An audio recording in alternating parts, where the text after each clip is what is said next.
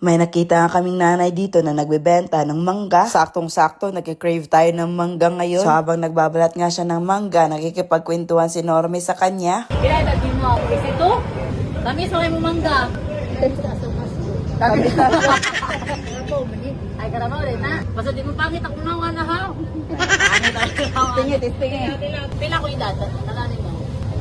Ay! May 5! Oy, na points kay by 5 daw. May 5 na ha. So, 30 kami magka-uy. Tanaw yung tigulang nagregay ko. Sa lagi by 5 anak. May 5 tama ka. May 5 na po. Di mo mabalod tayo lagi. Layo ka sa tumuyab.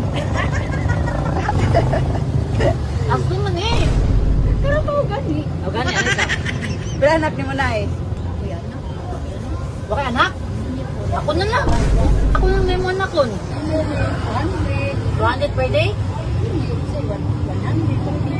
No? Trabaho na ako, tambay raw eh.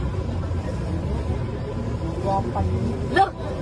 Pagwapa din, hindi pwede magtambay. Parang nasasarapan nga si Norme sa pagkwekwentuhan nila ni nanay. Sabi nga ni nanay dito, ang ganda-ganda ni Norme, bakit hindi siya mag-apply? Kasi daw madalas tinatanggap sa trabaho ngayon ay yung may itsura talaga. Sabi ni nanay, 62 years old na daw siya, pero hindi kami naniniwala talaga. Kasi parang ang bata pa niyang tignan. Dito na kanay.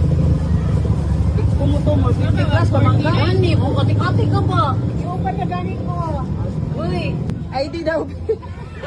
Yan mo din tanong guys ako. malintak ba? Yan kay Kiki na kayo. Pila to, Nay? Pakyaw. Pila to, Nay? Sinta? Ano ko ko mga ko. Oh, bayad. Kada ko. Sa mo ko. Wah!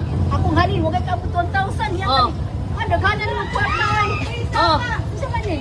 Iwa na!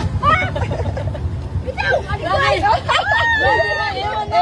Nabigla nga si nanay sa binigay ni Norme at hindi talaga siya makapaniwala na may taong magbibigay daw sa kanya ng ganito. Nung una nga, nag-aalanganin siyang tanggapin ito. Pero sabi ni Norme, deserve mo ito kasi masipag ka. Ayaw ko ula kay hatag mo naman natin mo kay deserve man ni mo. Kay ano man na kay pugihan mo ka. Oh, basta pugihan gani na blessing. Yes.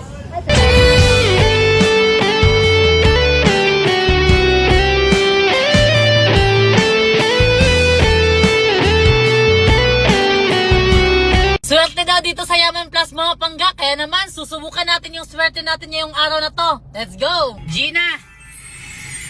Alright! Whoa! Scatter! Let's go! 10 speed! King! Uy! 1-9! Oh! 640! King! Oh!